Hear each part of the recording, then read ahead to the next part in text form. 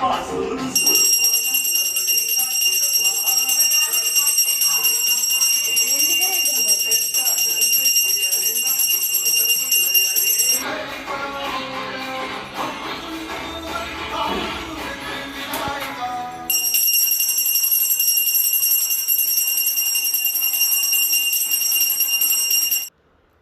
எல்லோரும் எப்படி இருக்கீங்க? நல்லா இருக்கீங்களா? நானுமே நல்லா இருக்கேன்.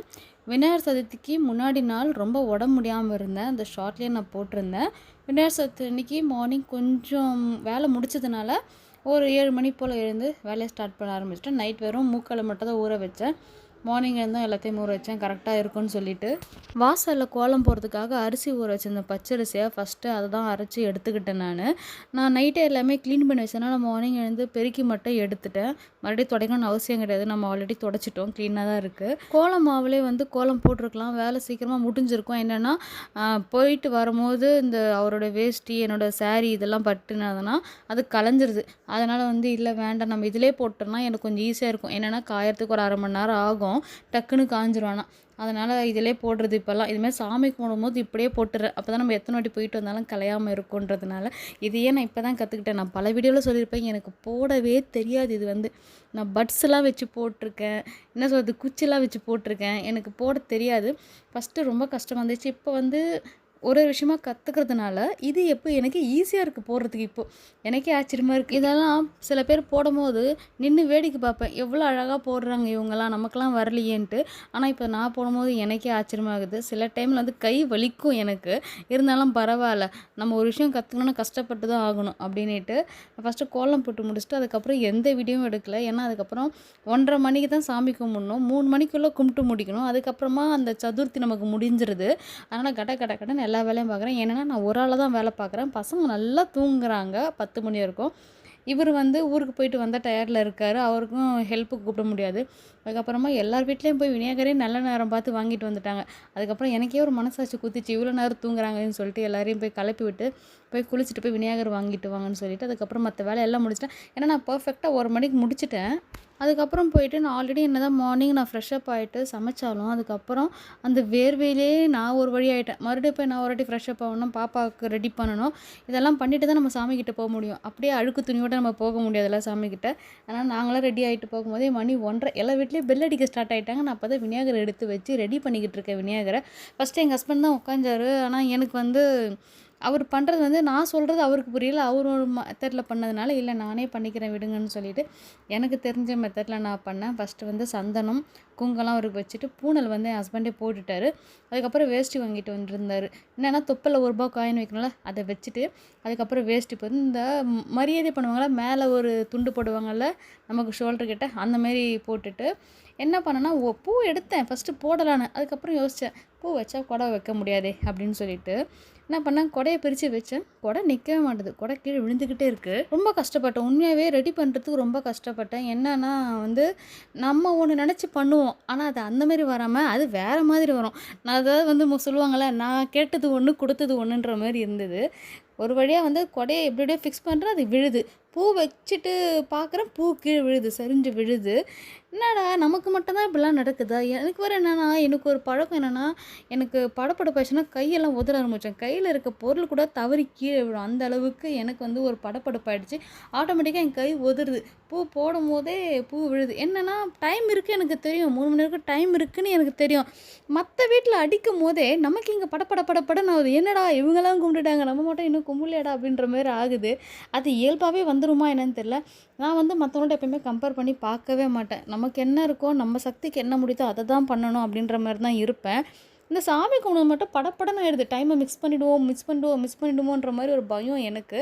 அந்த கொடை ஒரு செகண்ட் நிற்க மாட்டுது. பூ வச்சா கொடை விழுது, கொடை வச்சா பூ விழுது. எனக்கு என்ன செய்யுதுன்னே தெரியல. இது இல்லாமல் வீட்டில் ஆல்ரெடி 2 விநாயகர் சிலை இருந்தது. ஒன்று கல்லில் செதுக்குன விநாயகர், அது பிள்ளையார்பட்டியில் வாங்குனது. இன்னொன்று எங்கள் ஹஸ்பண்ட் கோயிலுக்கு போயிட்டு வரும்போது, ஐயப்பன் கோயிலுக்கு போயிட்டு வரும்போது பித்தளை சின்னதாக வாங்கிட்டு வந்தது. அதையுமே வச்சேன்.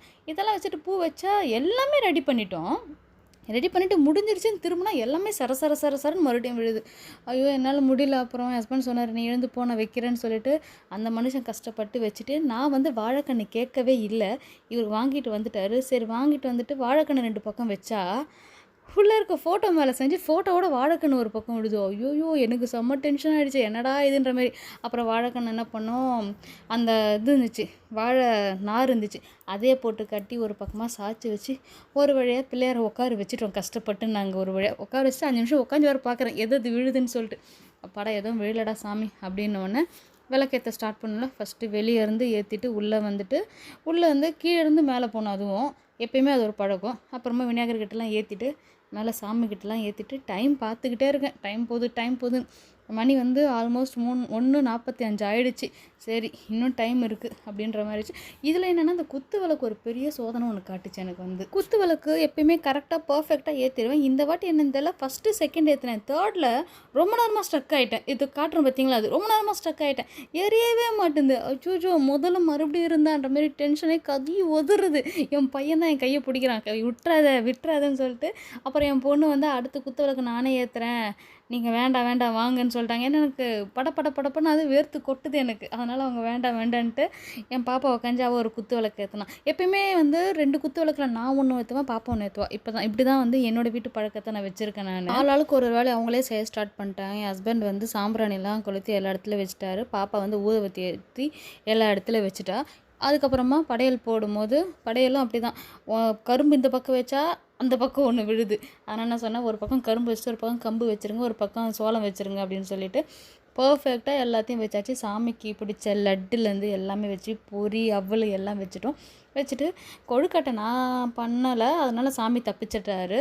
என் பொண்ணும் என் வீட்டுக்காரரும் தான் பண்ணாங்க. அதனால் சாமி தப்பிச்சிட்டாரு இந்த வாட்டி, பாவம். இல்லைன்னா கொழுக்கட்டையிலே மாட்டியிருப்பார் அந்த சாமி.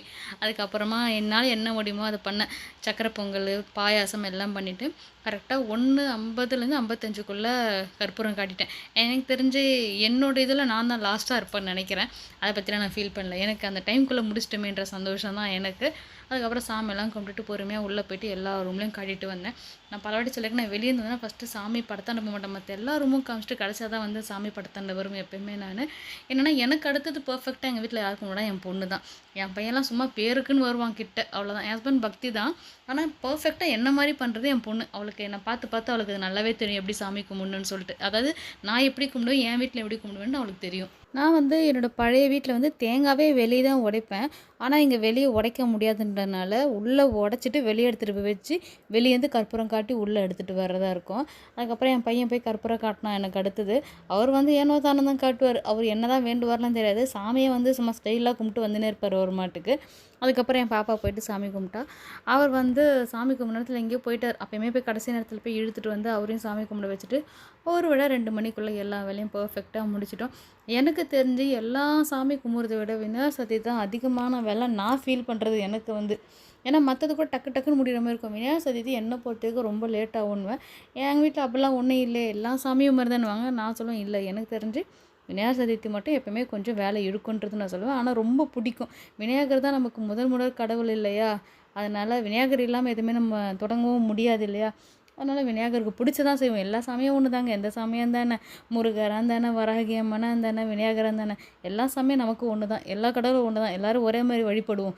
எல்லோரும் துணையாக இருந்து நம்ம குடும்பத்தை காப்பாற்றினா சரி அப்படின்ற மாதிரி தான் வேண்டுதல் வைப்போம் நம்ம. அதுக்கப்புறம் 2:30 மணிக்கா எல்லோரும் வயிறு முட்டை சாப்பிட்டுட்டு அப்படியே ஒரு குட்டியாக ஒரு தூக்கத்தை போட்டோம். தூக்கத்தை போடும் போதே எனக்கு ஞாபகம் வருது. நான் வந்து எப்போயுமே அன்றைக்கே விநாயகர் வந்து கொண்டு போய் கோயிலில் வச்சுருவேன் நான். ஏன்னா வந்து இந்த 3 நாள் வழிபாடுலாம் நமக்கு செட் ஆகாத ஒரு விஷயம். நான் கல்யாணம் இத்தனை வருஷத்தில் இப்படி தான் பண்ணிக்கிட்டு இருக்கேன். அதனால் வந்து ஒரு 5:30 மணிக்கா வீட்டில் வந்து மறுபடியும் விளக்கேற்றி சாமியெல்லாம் கும்பிட்டு முடிச்சுட்டு அவருக்கு வந்து நல்ல முறைப்படி எப்படி எடுத்துகிட்டு போவோமோ அந்த மாதிரி எடுத்துகிட்டு போவோம். நான் எப்போயுமே பழைய வீடாக இருந்தாலும் சரி, இப்போ இருக்கிற வீடாக இருந்தாலும் சரி, நான் விநாயகரை வைக்கிற ஒரே இடம் வந்து எனக்கு பிடிச்ச ஒரு இடம் இருக்குது. அங்கே எடுத்துகிட்டு போய் தான் வச்சுட்டு வருவோம். அங்கே வச்சுட்டோன்னா அது வந்து கோயில் கிடையாது, விநாயகர் சிலைலாம் வைப்பாங்க இல்லையா, அந்த மாதிரி ஒரு இடம் தான். அதுக்கப்புறமா வந்து என் ஹஸ்பண்ட் தான் அதை எடுத்து கொடுத்தாரு கையில். நான் இனி எடுனாரு. எனக்கு பயம், எனக்கு இது அசைக்கும் போது எதாவது கீழே வந்துச்சுன்னா பயம், நீங்கள் தூக்கி கொடுங்க எனக்கு அப்படின்னு சொன்னேன். அதுக்கப்புறம் அவர் தூக்கி கொடுத்துட்டு அவர் கீழே போய் வண்டி எடுக்க போயிட்டார். ஏன்னா 2 வீலரில் தான் போய் வச்சாகணும், கையிலலாம் எடுத்துகிட்டு போக முடியாது, கொஞ்சம் தூரம் தான் அது நமக்கு நடந்து போகிறதுக்கு. அதனால் அதை அவர் தூக்கி கொடுத்துட்டு போயிட்டார். அதுக்கப்புறம் என் பையன் தான் வந்து என் பின்னாடியே வந்து வழியை அனுப்பி விட்டுட்டு, பையன் வரல என் கூட, பாப்பா மட்டும் என் கூட வந்தால் நானே என் பாப்பா என் வீட்டுக்கார் 3 பேரும் போயிட்டு அங்கே போய் விநாயகர் வச்சுட்டு நல்லபடியாக வேண்டிட்டு அப்படியே பாப்பாவுக்கு வந்து ஸ்டேஷ்னரி சில ஐட்டம்ஸ்லாம் தேவைப்படும். என்னென்னா நம்ம வாங்கி கொடுத்துட்டே இருப்பாங்க, அவங்கள தொலைச்சிக்கிட்டே இருப்பாங்க. நம்மளாம் சின்ன வயசில் கேட்கும்போது உதவிடும். இப்போலாம் சட்டமாக சொல்கிறாங்க, தொலைஞ்சிருச்சு வேறு வாங்கி கொடுங்க அப்படின்றாங்க. எனக்கு வந்து ஒரு பென்சில் தொலைச்சனா எங்கள் அப்பா சும்மா வெளுன்னு வெளுத்து எடுப்பார். அதுக்கே அவ்வளோ பயம் சொல்கிறதுக்கு. இப்போலாம் அசால்ட்டாக சொல்கிறாங்க, தொலைஞ்சிருச்சு என்ன பண்ண முடியும், யார் எடுத்தாங்களோ நான் எங்கே போய் தேடுறது, எனக்கு வாங்கி கொடுங்கன்றாங்க. அப்படியே போய் ஸ்டேஷ்னரிக்கு போய்ட்டு எல்லாத்தையும் வாங்கிட்டு பாப்பாவுக்கும் வந்து வீக்லி டெஸ்ட்டு போயிட்டுருக்கு, தம்பிக்கும் மந்த்லி டெஸ்ட்டு போயிட்டுருக்கு. அதனால் வந்து பசங்களெலாம் படிக்க வைக்கணும்னு சொல்லிட்டு அதுக்கப்புறம் நான் ரொட்டீன் வேலையை செய்ய ஸ்டார்ட் பண்ணிட்டேன். இந்த விநாயகரை கொண்டுட்டு போய் வைக்கிறோம்ல, அவரை வைக்கிற இடத்துலேயே 60 ரூபா கொடுக்கணும் அதுக்கு. அது வந்து நானும் இத்தனை வருஷமாக வைக்கிறேன், ஒவ்வொரு வாட்டி ஏறிக்கிட்டே தான் போகணும். போன வாட்டி 50 ரூபா கொடுத்தேன், ஒரு வாட்டி 30 ரூபா கொடுத்தேன். அதுமாதிரி ஏறிக்கிட்டு போய் இந்த வாட்டி வந்து 60 ரூபா நிற்குது. அடுத்த வாட்டி கண்டிப்பாக அப்படி இருந்தாலும் 100 ரூபா ஆக்கிடுவாங்கன்னு நினைக்கிறேன் நான். சாமி வாங்குறதுக்கும் காசு, சாமி வைக்கிறதுக்கும் காசு, மொத்தத்தில் உலகமே காசு இல்லைன்னா இயங்கவே இயங்காது. அந்த மாரி தான் இருக்குது நமக்கு வந்து. ஒருவேளை நல்லபடியாக சாமி கும்பிட்டு முடிச்சிட்டோம் அன்றைக்கி வந்து. இந்த லாங் வீடியோ பிடிக்கும்னு நினைக்கிறேன். என்னால் முடிஞ்ச அளவுக்கு குட்டி குட்டியாக அங்கங்கே எடுத்து வச்சேன். நான் பர்ஃபெக்டாலாம் எனக்கு எடுக்க தெரியாதுங்க. என்னால் முடிஞ்சதை எடுத்து என்னால் முடிஞ்ச அளவுக்கு பேசியிருக்கேன். இன்றைக்கான வீடியோவில் தான். அடுத்த வீடியோ பார்ப்போம். பாய்.